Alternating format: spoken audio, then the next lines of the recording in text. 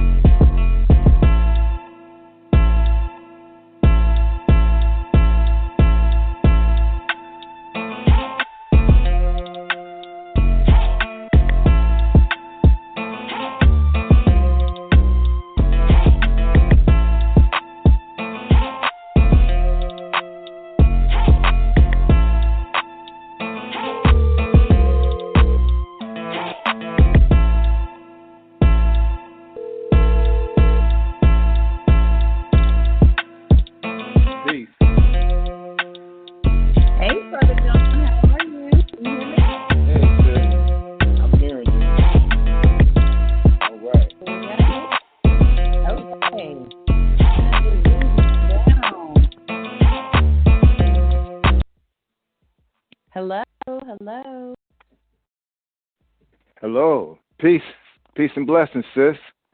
Hey. Can you hear me? Yes. I think I want to make sure this isn't. Let me answer this call right here.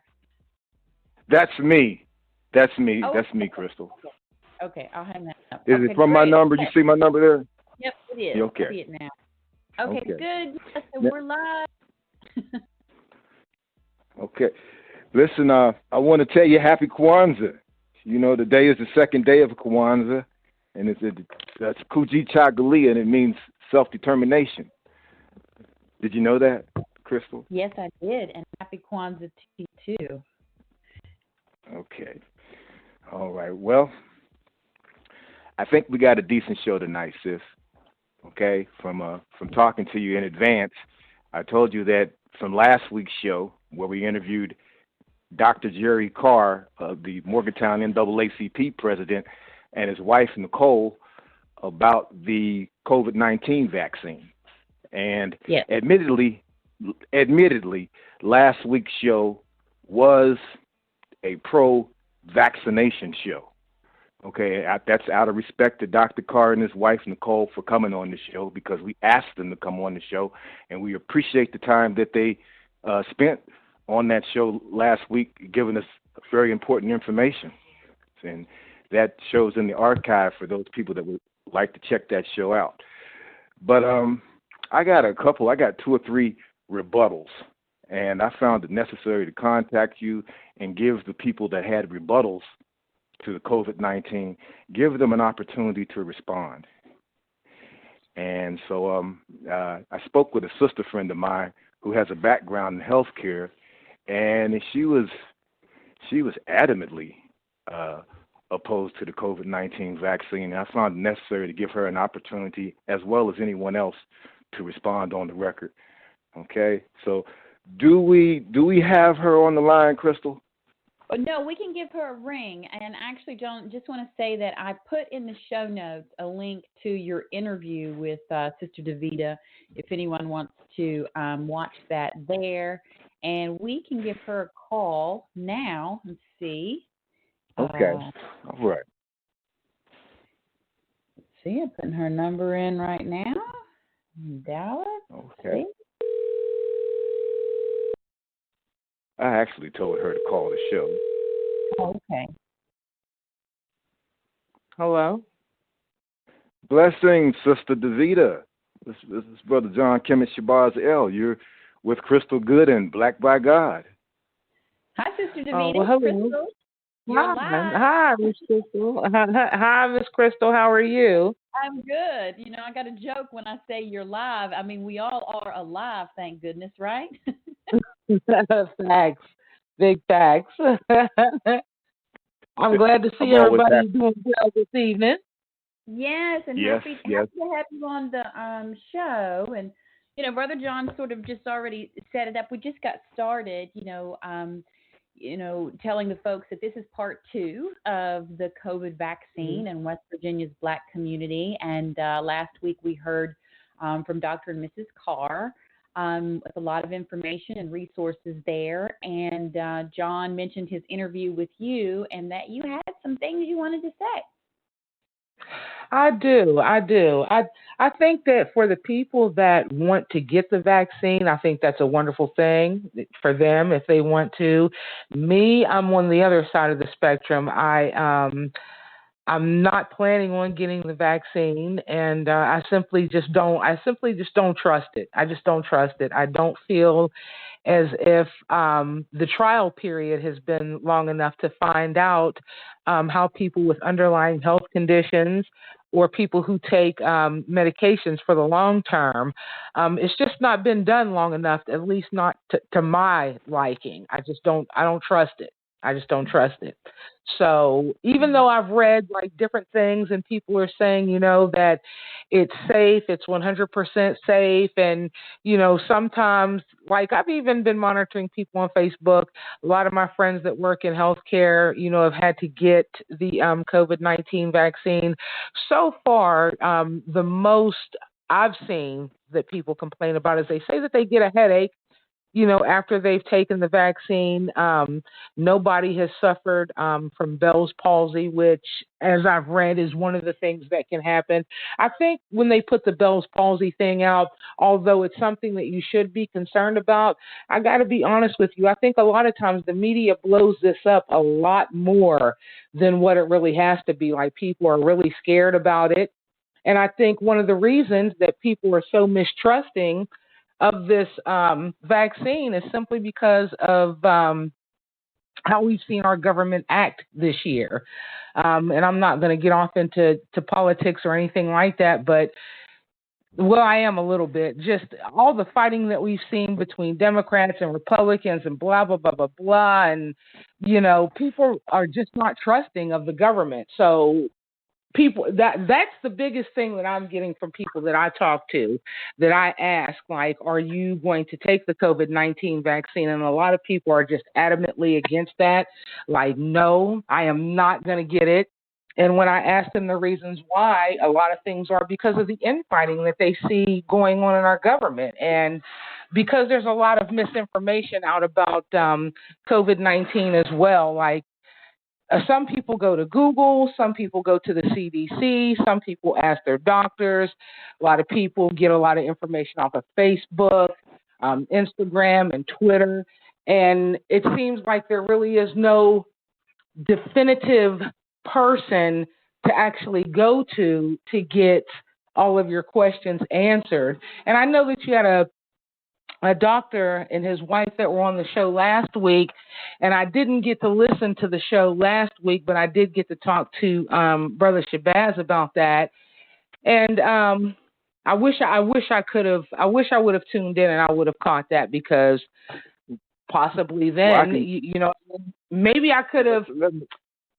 Well, let me interrupt you real quickly and tell you that Dr. Jerry Carr, and his wife, their perspective is largely a pro-vaccination perspective. I just got to be honest. And again, with respect to them, but I found it necessary at least to give fair time to those who were opposed to vaccination and those who had good reason to be opposed to vaccination. You stated the fact that the history that we have with the United States, with government, and also the fact that they had got caught up into some business, meaning, for what I understand, Pfizer is under various lawsuits for vaccine irregularities, and we didn't get to that last week. And I hope a brother would call in and be able to get into that, right? But I just wanted to get that in, and I want to give it back to you, Davita, because you're doing a good job at being able to detail some of the issues, some of the concerns that Black people in West Virginia have with the COVID-19 vaccine. Okay. A lot of people are just very. I didn't mean to cut you off, Shabazz. Go ahead. Go ahead. Sorry. Go ahead, sis. But no, you go ahead. You go ahead. We want to hear from you. I was just going to say a lot of Black people are just very. They're very mistrusting, very, very mistrusting. Some people think it has a lot to do with population control. some people say, well, we really don't know enough about this vaccine. We don't know what's in it. I'm just not sure of anything. And I think that a lot of that comes from the fact that there doesn't really seem to be a definitive source to go to get the correct information about the COVID-19 vaccine. I mean, everyone that we've seen in the Trump administration, I mean, if they don't go along with Trump, I mean, they're out of there. Some people look at, Dr. Fauci as if he, what I mean, is like top tier, like that's, what I mean, where you want to get. Well, he is. He supposedly is. And not to cut you off. Go ahead. Excuse me, sis. Go ahead. No, go ahead. No, I was going to tell you that Dr. Fauci and the CDC are the top tier people. They're the go-to people. In this state, it would be the dude at WVU that justice appointed to that position. Who is that? Dr. Marsh? Crystal, you there? Clay Marsh, yes.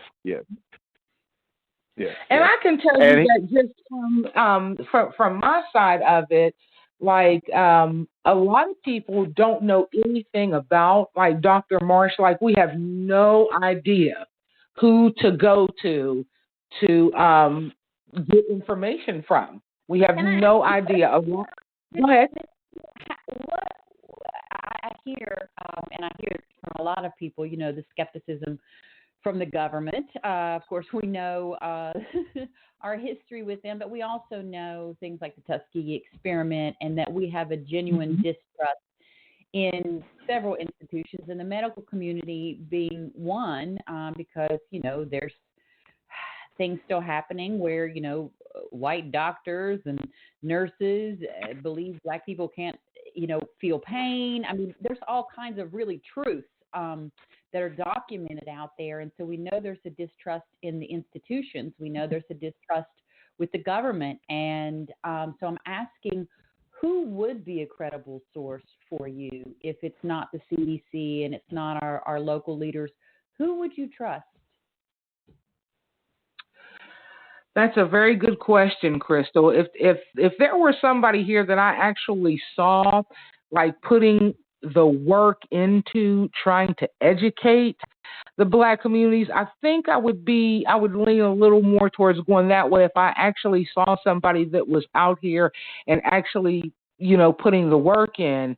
But up here, like in Morgantown where I'm at, I have not seen that. I have not, and a lot of things that, you and Shabazz talk about, I caught not last week's show, but, the show before that, and you all were doing some talking about the COVID-19 vaccine then at that point. And it seems like there's a lot of things that, like demographically, I remember on, I think the show like 2 weeks ago, you all were saying that like, there's really nobody that's like collecting the information on the demographic of like Black people, you know what I mean? Like, or, like, well, what am I looking to say? When they take the testing, we really don't know in West Virginia how many Black people are infected because unless you're hospitalized, then race is not. And that was presented through the Herb Henderson Office of Minority Affairs, their COVID task force. And I just want to say that one person I trust, and that is Sister Romelia Parks.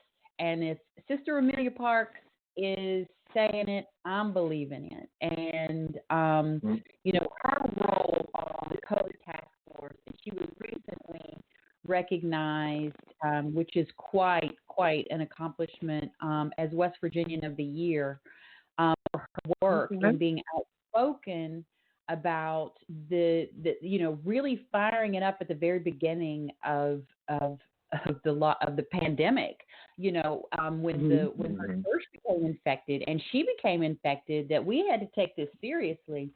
And so, John, I don't know if you want to speak a little bit about Sister Romelia Parks, but her role on the COVID task force is someone that I think you could literally call and talk to her about your concerns. I think she would be that open. I'm not speaking for her, but her presence and care and compassion and and her trust factor with me is 100. Now, first of all, Okay. I can't speak for Remelia either. However, I do want to say this: Remelia was instrumental. Remelia Parks Hodges was instrumental in getting the COVID vaccine testing to Marion County, because they pretty much, after that incident happened up there at the church where several people got infected, we believe it was out in Evansville. She I believe that was went my right to work. grandmother's church.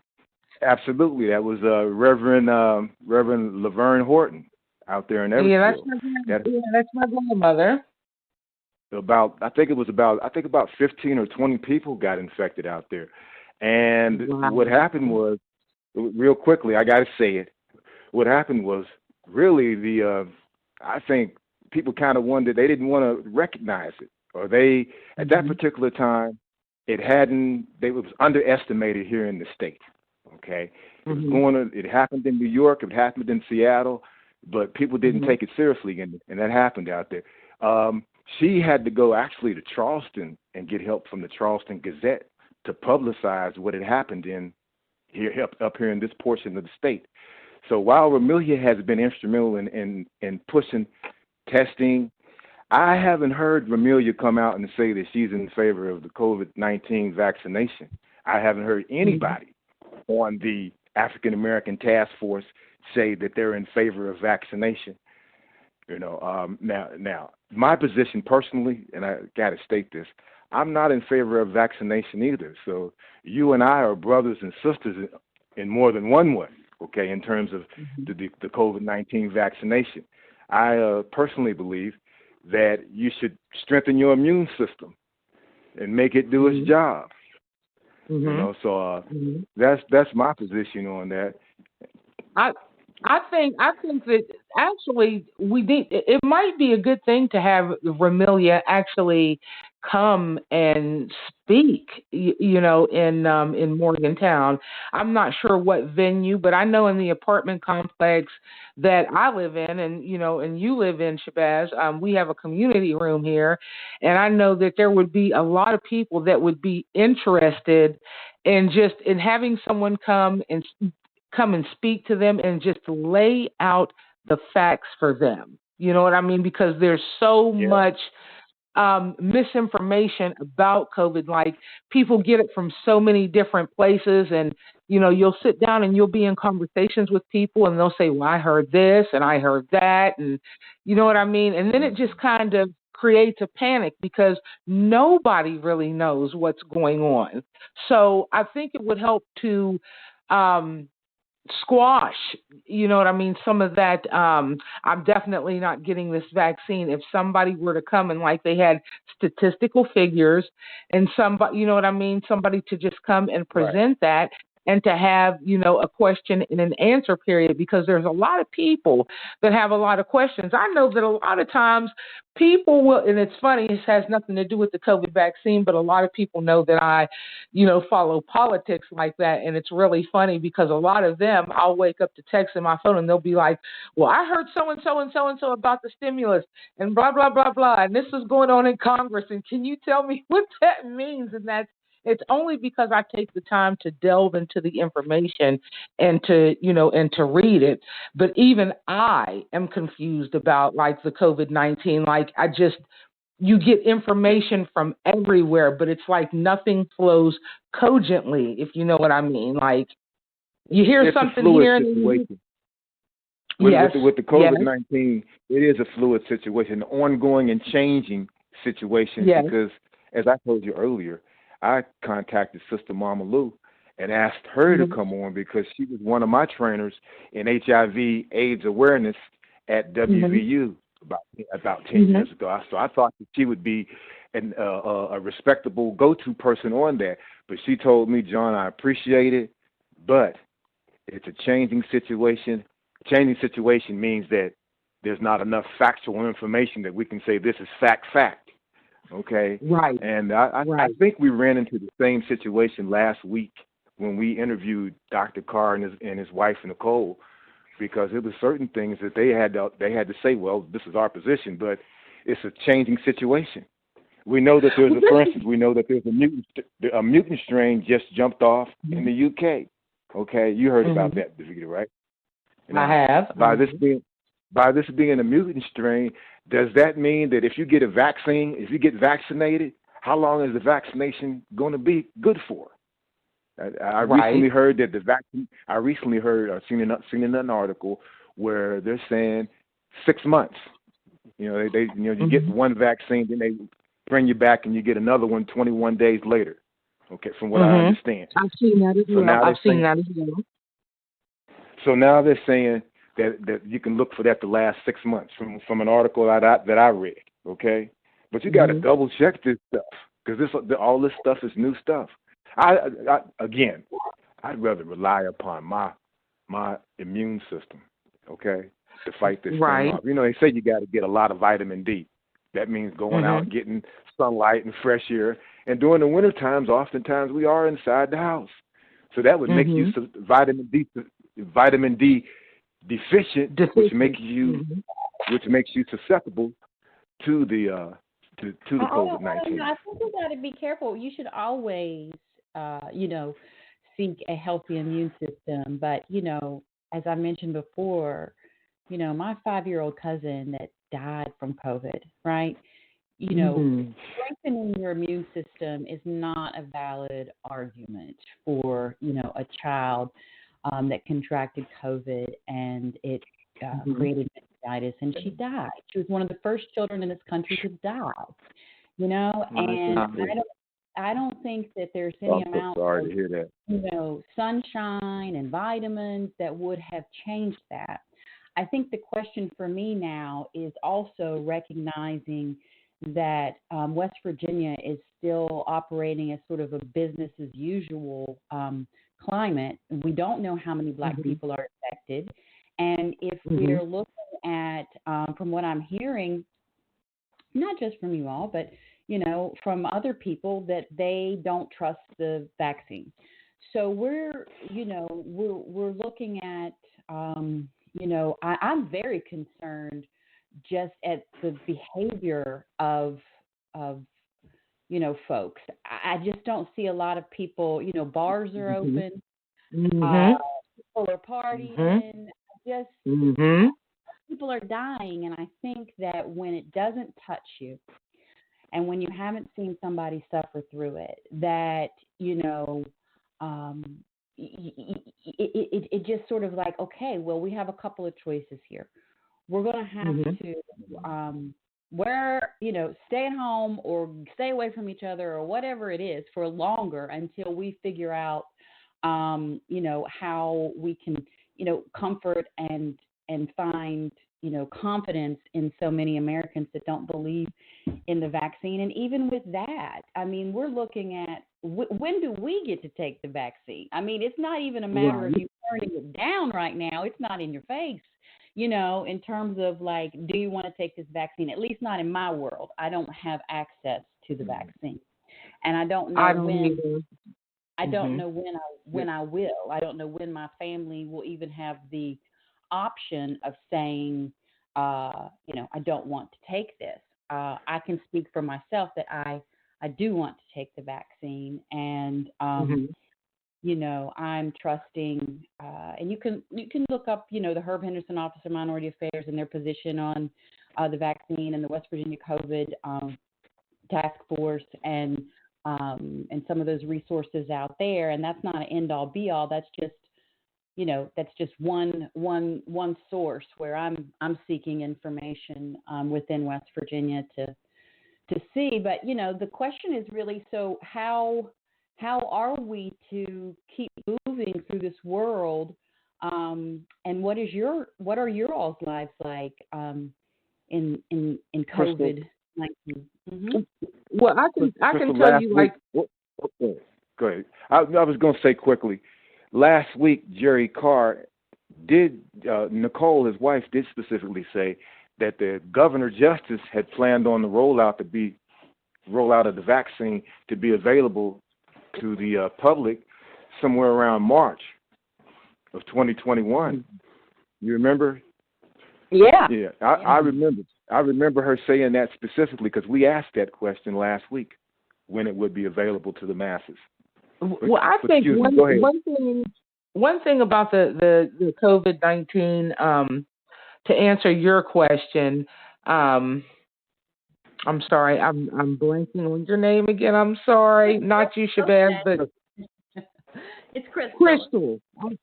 Thank you, Miss Crystal. To answer your question, what is life really like? Now, I know for me, I'm kind of I've always kind of stayed to myself anyway. So, separating from people or like being selective about who you're around has never really been an issue for me. But when I do go out and like when I'm in a store, I call people who don't want to wear masks, I call them mask holes because that's what they are. I feel like if you're a decent human being, and I've worked in healthcare for like 10 years. I was a certified nurse's aide for about 10 years, and my entire career has been about 15 years, but the last 5 years I've been on the administrative side of it. And so one of the first things that they teach you, when you become a certified nurse's assistant, because you'll be dealing with blood and excrement and things like that, is just to always take universal precautions. And I'm somebody that's always believed like it should not have taken COVID-19 for you all to know that, if you come in from outside, wash your hands. If you're going to prepare food, always wash your hands before and afterwards. So I just kind of take, universal precautions as far as that's concerned. Like if I'm coming in from the grocery store, I definitely wear a mask when I'm out in a grocery store. And when I come inside the house, I definitely, wash my hands and things like that.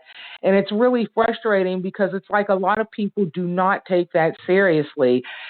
Masks aren't the end all, be all, but they definitely help. They definitely help because it's something that can be, you can get it like through the air or, from spit particles and things that, we can't really see like with the human eye, which, masks do help that. And I think there's a lot of people don't really know the reason for wearing a mask either. It's not so much that other people can't, get you sick. It's so that, the spit and things that are coming out of your mouth, it's keeping you safe and it's keeping other people safe. It's not, 100%, but it's definitely effective. And I just, a few hours ago, one of my friends' sons actually has tested positive for COVID-19, and he's actually pretty sick with it. And when I was sitting down and I was talking to his mother, and I asked, well, where do you think that, he could have got that from? And are you taking precautions? Because I know you have a compromised immune system. And it's the same thing with the younger set. Like they get tired of being in the house. So, of course, they go out to bars and then, which I think really they need to shut the bars down because here in Morgantown, like really, that's all there is to do when you go downtown is to drink. And, you've got all these people packed into these small spaces. And they're saying, because my sister is somebody that also goes out, and I get on her about that too because she's got small children at home. And I just want her to be aware of that. Like, you could unwittingly be bringing something back into the house to get, your children sick. You need to stay out of bars. And she tries to assure me, Davita, everybody wears masks when they're out and, they've got hand sanitizers at the bars and this, that, and the third. But I'm like, but wait a minute, you have to pull your mask down to drink. So, and once you pull your mask down to drink, you're going to get to talking. So you can't get me to believe that. You cannot get me to believe that everybody is like fully masked up and you're partying, in a bar. I just think it's irresponsible that they allow the bars to be open here. They need to be shut. If they want to try to curb the spread, that's a huge component of that here. And I mean, as much as people don't want to be stuck in the house, I mean, it's getting to me now to where I want to go out too, and it's probably just because we really can't that's making me want to get out there. But at the end of the day, I want to stay healthy and I want to stay strong, and I don't want to, unwittingly get somebody else sick. So I keep myself out of those situations. So to answer your question, Miss Crystal, I just kind of stay at home, and when I do go out, I mean, I take precautions. I have my mask on. I have, my sanitizer with me. I do what they recommend that you do. But other than that, I mean, it's just kind of a long road, and it's frustrating. Now currently the bars are under reduced capacity as well. They're not. I don't think they're packed. They're not packed like they normally are here in town. That's what they. Right? That's what they say. But I've talked to people that have gone out, and you might have one or two bars that follow like that, capacity and don't let too many people in. But for every one or two that is trying to do the responsible thing, you've got two other bars that are like, oh well, just let everybody come in. I mean, herd immunity, people, which is the dumbest thing ever. Herd immunity. Right. So you're just going to let everybody come in and nobody wear a mask and everybody gets sick, and somehow they think that you're going to build up immunity to COVID-19 over that, which that's not that's not the smart. It's not smart. It's just not smart. It's not smart. We know at one time. And Justice, he shut down the bars, the barbershops, as well as the beauty salons, and that was a difficult period. Now, from what I understand, he hasn't done that just now, and he hasn't done that recently. And the barbershops and the salons, I think they've gone back to making money. Okay, meaning that whatever obstructions they had at one time, man, they trying to get that cheese. But so you know what? If you go into any barber shop up here, they're all masked up. I'm somebody that goes, I have short hair, so I need to get to the barber shop to get my hair cut too.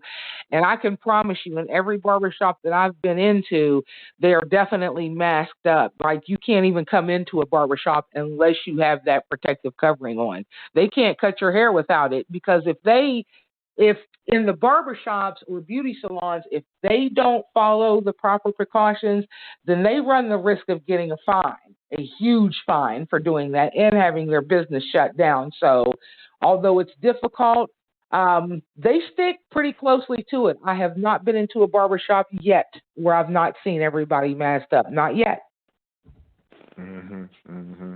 All right. It's also interesting that the two groups in America that don't want to take, or the vaccine at this stage, it is really the white rural Americans and those Trump supporters who, don't believe in Corona, and Black people. And it's sort of like the two I mean, it's like this is kind of a meeting ground, right? It really is. Very different messaging from each community, but still, to when I think about, just visualizing, right, like that the two groups are really these hardcore Trump supporters who don't want to wear a mask, don't want to take the vaccine, forget it, right? And then Black folks who are like, I believe in this Corona, but I don't want to take this vaccine because I'm not sure about it yet. Right. And, it's just interesting because if you draw a circle around those communities, right, especially in West Virginia, we know that rural white people suffer from poverty and so many things, that the greater America loves to look at the, hillbilly Appalachia, and then inside that, we know that Black people are struggling. So in many ways, the reasoning is different, but the struggle's the same, It is. It's a very interesting parallel. You're right, because those are the two biggest groups, and like you said, you have the Trump supporters that are just, you're taking away my freedom, and I don't believe it's a hoax, and I don't want to wear a mask, and then like you said, you have the Black community that's like, just like you said, I do believe about the coronavirus. It's out there, and it's a terrible virus, but I still don't want to take this vaccine. For me, I'm just not. It just seems like it was so rushed. It was so rushed, and like to me, it just seems like you don't know what's going to happen. Like it doesn't seem to me like they ran enough trials for me, for me to feel comfortable with that. So that's my reasoning for. I'm just not comfortable with that just yet. I'm not comfortable with that. What makes you so comfortable to take it, Miss Crystal? Well, I've been listening to a lot of Black doctors, Googling and really finding people out in the field and listening to them, and and following their personal, their personal accounts, their feedback, talking to doctor friends of mine. Starting kind of just who do I know in the medical field and what are they saying? First level trust, Then I think the other thing is that I'm just going to get weird here for a minute, but I think that's okay. I think we're moving in a different time, literally. I think that because of technology, that what would have, think about this. 25 years ago, 50 years ago, 100 years ago, how communication went, right? So if you wanted to send somebody a letter, you had to put it on put it on a horse, send it this way, and it might get there in 2 weeks, right? We've advanced communication to literally, instant access, and that, and I know both of you all are students of the mystic, and, study different things. And, I just see that one of the things that I think might change people's, at least be a different way to enter into the vaccine and how it happens so fast, right? Right. We can push a button, right, and instant access to the entire catalog of anything. So we're moving at a different rate of speed. And I think that people... The information. Yeah, and I think that people that aren't as participatory in technology have a greater fear of how fast the vaccine could happen. I mean, in terms of the way medicine moved in the past, right? We didn't have technology, we didn't have the tools, we didn't have these things. But now, today, we can literally, name something magical about technology that, our ancestors couldn't even imagine, or maybe they could because they had something greater than what we have. But, I think in our lifetime, we've seen it. It's not just like a compound. It's like a triple compound of time and how fast things are moving. And, we have self-driving cars now. We have, technology has advanced, and I think that is one of the things that is so prevalent in America's caste system, is that it's really those that have access to technology and those that don't. And, we are happy with our Facebook and our Google, and it's almost sort of like our brain. We have access to these two tools that we use quite often, but we still have like 75%. A lot of times you've heard it before. We only use a fraction of what our brain can actually do.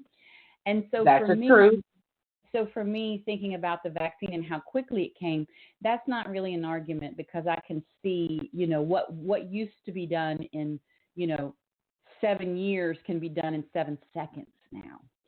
So I think we're kind of moving at an accelerated technology pace, and I trust that. I'm not an anti-technology person. I really try to embrace it. And so that's just one of the things that I think about, that, has me,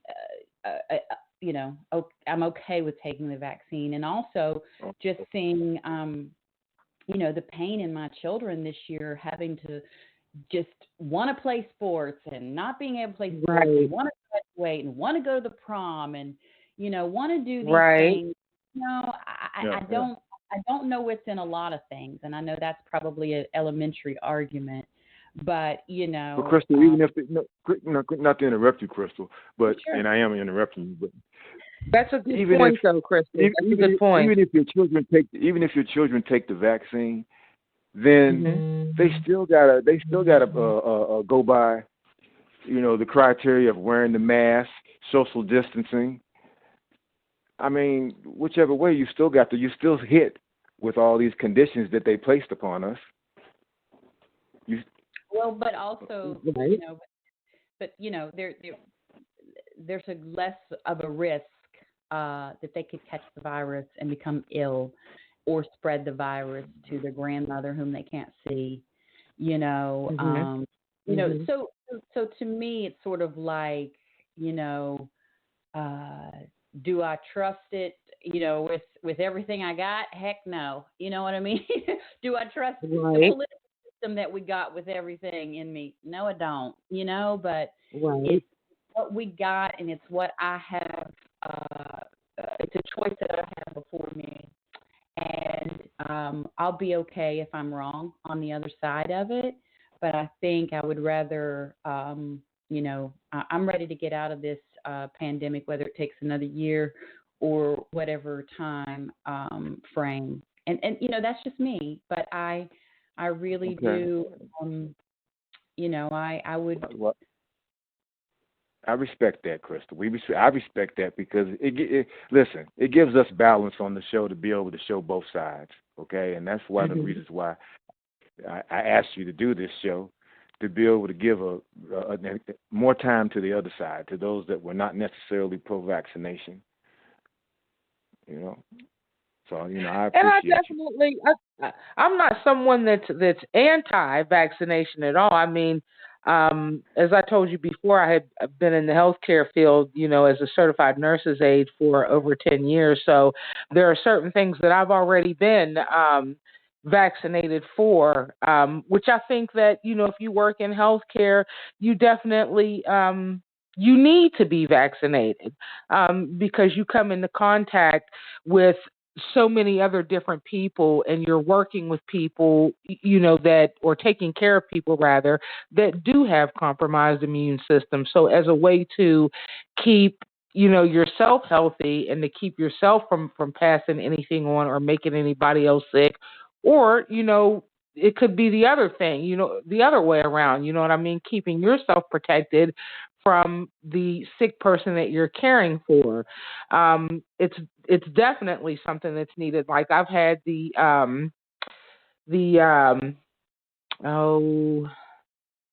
I'm sorry, I'm blanking on it, but it's a disease that has to do with hepatitis. I've had all of the hepatitis vaccines, which is something that you have to have, like when you work in healthcare, because you come into contact with people that are, they have hepatitis, B or C, and I've to be fair, any vaccine that I've ever taken, I've never really had any adverse, effects from it. But Crystal did bring up a good point in that medicine is moving like light years ahead. And like she was saying, like before, where something might take 7 years to go through clinical trials and things like that, like something like that can actually be done in a matter of minutes or even seconds. And I think that she was right, when she said that people that don't really have access to technology or aren't really, they don't really know how to, navigate, Google and the search bar and different search engines and things like that, they do tend to be a little more frightened of it because they're not proficient with using all the technology that's out there. So she did that. That gave me some things to think on, and, to correct some of my biases as somebody who has worked in healthcare. She's right about that. It's just, I don't know, with me, just like I said, just seeing our government and everything that has gone on this year, I think a lot of people's trust has been shaken up. A lot of people aren't quite sure, what to think, but I'm just monitoring it like, eventually each person will make their own decision about whether or not to get you know what I mean, the COVID-19 vaccine. As of right now, I'm still not really sure about it, you know what I mean? But the more research that I do, you know what I mean, I allay my fears. You know, that's how you do that, is with research. And then just talking Yes, to sir. people that work in healthcare that have actually had the vaccine. And I've had several conversations with people today where they're like, Davita, it's not that bad. If you've gotten a flu shot, I mean, you know, your arm kind of gets big, like where you get the shot at. But other than that, like I haven't really been feeling, I don't feel sick. Some people have said, you know, that they have like a slight headache, but nobody has really reported like any truly like adverse reactions to it as Okay. of yet. But when Okay, I speak to older, now, let me go ahead. did you let me I need to ask both of you all this. Did you first, Crystal, did you see the video I sent you where the nurse had took the shot and 17 minutes later I think we talked about this last week. But did you get a Yeah, chance to see that? yeah. I mean, I guess it's, I'm allergic to, things that I'm allergic to. You know what I mean? I haven't seen that type of reaction consistently. And so Right. therefore, I can't, that doesn't have a lot of weight with me because it could, I don't know what her body is allergic to or I asked somebody about an update. Yeah, now I think I asked Davita if you had seen an update. I don't know if that was you or someone else that I asked about an update to that situation. No, it was Sister Lawana. Her and I were talking on the phone. She said she's seen the video, and since that video, there's been an update of that nurse's condition. And I haven't seen the update of that nurse's condition. But for me, that was important because depending upon pre-existing conditions, each person's body individually, the vaccine, and there's about right now at least 2 or 3 different types of vaccine. There's a Pfizer, then there's the other one that begins with an M. You know, there's all these Moderna. different vaccines. Moderna, yeah. Thank you, sis. But there, in the end, there could even be 5 or 6 different more companies coming out making the vaccine, seeing an opportunity to get some cha-ching in, get some money in. And that's having an awareness of capitalism. That's one of the big problems that we have with medical care in the country. It's about money. And I Okay. think that really, for me, what needs to shift in this whole narrative is how do these institutions build trust, so that Black folks aren't out here just struggling to piece together the information. It's on the institutions to build trust. And one of the things that that we're trying to do on this program, and that thankfully John has a vision to do, to bring those voices of African Americans, Black folks that are in healthcare, right? Because those are the people that we trust. And what we learned also from the last show, which really kind of gave me a little bit of a pause, was these folks are working, right? When Dr. Jerry and his wife, reminded me that, healthcare professionals are overworked right now. Everybody is literally busting their butt. And, to expect people to, give us a report. I think that I haven't seen an outcry. Let me flip this the other way. I haven't seen an outcry of Black doctors and nurses and healthcare professionals saying, wait a minute. I have seen quite the opposite, where, you know what I mean? I want to do my job. I'm going to take this vaccine. I'm ready to get out there, and you should too. So, the thing is, I'm very interested in seeing how this can be an opportunity for trust, for path of trust to change, because I hear, we all have the same dilemma. We want the truth, and we're trying through our vehicles best that we can, to decide where and how we get our truth. I'd be very interested in this following, because I don't think we can and make an accurate assessment or judgment without sort of the full story. And also, I haven't seen, I have not seen, Black healthcare professionals reaching out saying, wait, stop. And I just don't think that there's a conspiracy or a great malice within those professionals for us to take a vaccine that would be, potentially very deadly or dangerous to a whole community. I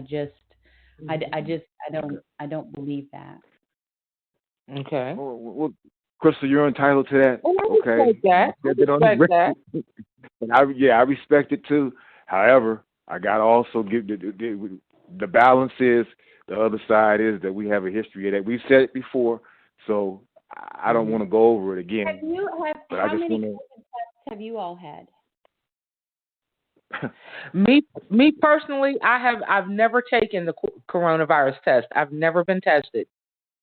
And I haven't either. I want to say something that a member, somebody that I know, was around somebody that had it, and they didn't get it.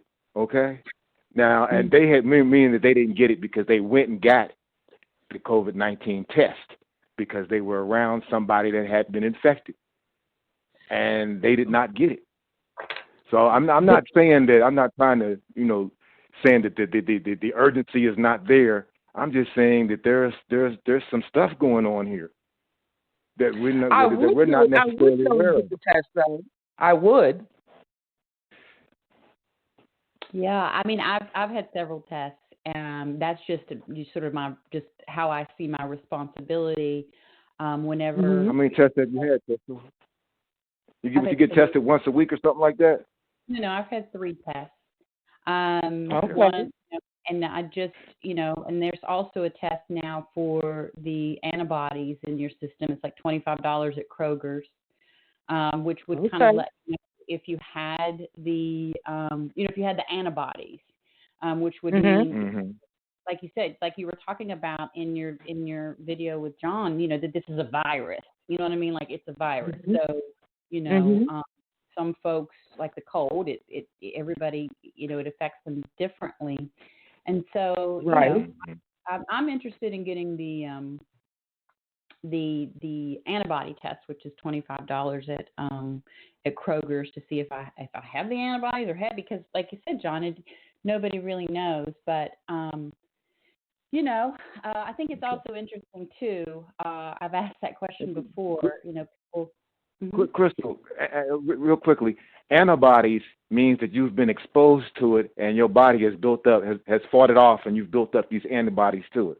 To be clear, is that what we're talking about? Yes. Okay. And I believe that test is $25 at Kroger, so you can go on there and just see if you if you have had the antibodies, because who I don't know. I mean, there's you very well could be asymptomatic, and you know what I mean, and have it, but just not, it just asymptomatic means like you could have the antibodies like in your body, as Crystal was saying, but not be sick, but because you've been exposed to it, like you have those you have that in your body. I would be interested. I would take a COVID-19 test. I would take one. I would definitely take one just so I could know, you know what I mean, for myself, as Crystal was saying, like that's just being personally responsible, you know what I mean, for yourself, and just wanting to know like what your status is, which is a good thing, because it allows you to be proactive about the things that you do, about, in quarantining and doing everything that you need to do to keep yourself healthy and safe, as well as other people. I agree. Okay. John, we've got about 5 more minutes on our show log here, so I'm gonna. Wow. Yeah, we've been talking it up. A whole hour like that. So, John, go ahead. I'll give you the mic. Well, I appreciate Sister Davita for riding with us tonight. I always tell her that she's a good speaker and she's able to get information out to us. But there are other people out there. Black by God is a format that we look to build with extended throughout the whole state, where we can get people on the ground that can give us reports. somebody in Beckley, somebody in Martinsburg, somebody in Wheeling. And in closing, I'd also want to be able to send an ashe or a salute out to Sister Amy Rose Parks, whom we lost in August, our grassroots mentor, because we're not going to be back again before the first of the year. I think the next show we do is going to be 2021. It'll be like the third. It'll be the third. So this is our final show for the year. But we've had a come up, and I was telling Crystal, I think Miss Amy would be proud, and we want to be able to carry the torch. There are so many people that need to be able to have a platform to be heard. So I'm still thanking Crystal Good for hollering at her brother and say, look, let's collaborate on this and get some things done. So hopefully, I would say hopefully we know now that there is a chapter of the New Black Panther Party over in Fairmont, and hopefully we'll get an opportunity in 2021 to interview that brother and his lovely, he got a beautiful sister that he's working with over there. They're a couple. And so hopefully we'll get an opportunity to holler at those and give them a platform to say what they need to say. You know, being able to see the New Black Panther Party in a positive perspective instead of the negative perspective that it's often portrayed as. So I'm gonna throw the mic to. I'm throwing it back at you, Crystal. Okay. Well, I just want to say, Sister Davita, thank you so much for coming and talking to us, and come back anytime. Our shows are archived, so you can go back and listen to a little bit. And anything you hear that you like or you don't like or you want to correct, please reach out. You're always welcome here with us, and I appreciate your time. And if there's anything else you'd like to say. I thank you all for giving me the opportunity to, to speak about it. And I appreciate that. And I look forward to the next show that we have, because I listen. The last time, the show before last, I listened to, I didn't call in, but I listened. And you guys it's definitely something that's needed, and it's appreciated. It's appreciated more than you know. And I have also, in turn, other people, I have turned on to it as well and encouraged them to, call in and express their views. It's not just, something for me or just Shabazz. Some of the older ladies I was speaking to this evening, I was like, don't be embarrassed. Like it's a show for us, by us, and about us. So definitely call in and give your input. Because it's all needed. It's all needed. Iron sharpens iron. That's right. Go ahead. Thank you. I say amen. Yep. And any show ideas that any of the ladies might have or want to talk about, we just try to stay in the moment, right, John? What's happening in our world and community. So platform absolutely is our platform. And, John and I don't always agree, and I think that that's a wonderful thing about being able to, host this show and stay together. We don't have to agree, but we have to respect each other, and we know that we have the same goal, and that's right. Looking out for Black folks in West Virginia, because if we don't, I don't know who else is. Nobody. That's right. Nobody. That's right. Look. Hey, the Davita, look. Crystal hooked us up with a fire intro and outro. Yeah. And I love that intro outro. Okay. So it's about ready to come through. It's about ready to come through. And listen, I'm so all proud. Right. Here fixing to come on. It's original. It's original. Yes. I'd like to thank Aziz for a beat. Yeah. Here we go.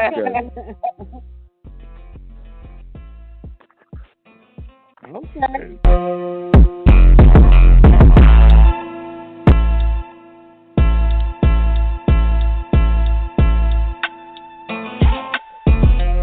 Blessings to the both of you all, okay? You holler. Thank you. All right.